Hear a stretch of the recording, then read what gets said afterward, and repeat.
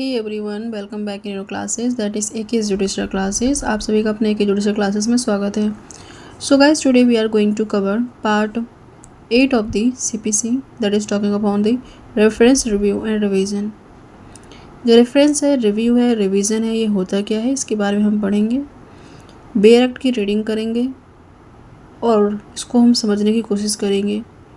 सबसे पहले एग्ज़ाम में कन्फ्यूज़न होता है कि रिव्यू कौन से सेक्शन में है, रिवीजन कौन से सेक्शन में है एंड रेफरेंस कौन से सेक्शन में है। मोस्टली स्टूडेंट को होता है। तो इसका एक शॉर्ट सिंपल सा ये तरीका है, अल्फ़ाबेटिक ऑर्डर को फॉलो करिए। रेफरेंस में F पहले आता है क्योंकि रिवीजन, रिव्यू और रेफरेंस में तीनों में फर्स्ट और सेकंड जो लेटर है वो सेम है, बट थर्ड लेटर जो है F जो है वो अल्फ़ाबेटिक का पहला वर्ड है, इसलिए रेफरेंस पहले आएगा सेक्शन 113 में। देन रिव्यू और रिवीजन में थर्ड लेटर सेम है, बट उसका फोर्थ लेटर भी सेम है, फिफ्थ लेटर डिफरेंट है, तो इसीलिए हम रिव्यू को सेकंड नंबर पे डालते हैं 114 में, एंड देन रिवीजन हमारा आता है लास्ट में। ये लर्न करने का तरीका है।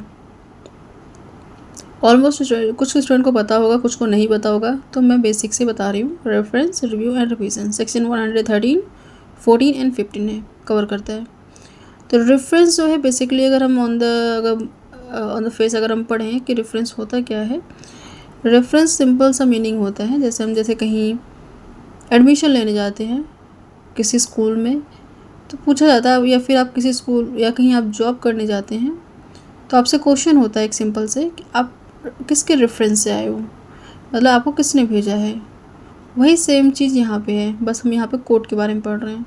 कोर्ट में एक कोर्ट जब सबऑर्डिनेट कोर्ट हायर कोर्ट को अपने मैटर को रेफ़र करती है, that is called a reference. Reason क्या होता है उसके पीछे वो हम डिटेल में पढ़ेंगे अभी। तो रेफरेंस क्या होता है, अगर सबऑर्डिनेट कोर्ट मैटर को रेफ़र कर दे अपने से अपर कोर्ट को बिकॉज ऑफ सम रीज़न, जो रीजंस दिए हैं वो हम डायरेक्ट पढ़ेंगे, that is called a reference. Next section 114 में रिव्यू होता है। रिव्यू मतलब सिंपल सा टर्म है कि दोबारा से चेक कर लेना। इन सपोज कोई फ्यूचर में कोई ऐसा हमें एविडेंसेस मिलते हैं या फिर कुछ क्लैरिकल मिस्टेक की वजह से कोई डिसीज़न पास कर दिया गया है, उस मैटर को हम दोबारा से रिव्यू कर सकते हैं। और हमेशा रिव्यू जो होता है by the same court, by the same number of the जजेस से होता है, ठीक है। सेम जिस कोर्ट ने डिसीज़न दिया है उस कोर्ट के द्वारा रिव्यू किया जाता है मैटर्स का, और ये सब चीज़ें जो हैं बेसिकली हाई कोर्ट करती है। नेक्स्ट हम आते हैं, और इसमें होता क्या है, रीज़न क्या रीज़न था, क्यों हुआ। जो रिव्यू है बाय सबऑर्डिनेट कोर्ट में भी होता है, अपने मैटर को दोबारा रिव्यू कर लेना। अदरवाइज हाई कोर्ट का ही बेसिकली इन तीनों में पावर चलती है, इन्हीं तीनों में ज़्यादा बेसिकली पावर को देखा गया है। नेक्स्ट हमारा रेफरेंस, अभी हम डिटेल में पढ़ेंगे क्या है, हाई कोर्ट है कि सबऑर्डिनेट है, क्या है, उसको हम डिटेल पढ़ेंगे। नेक्स्ट हमारा रिवीजन है।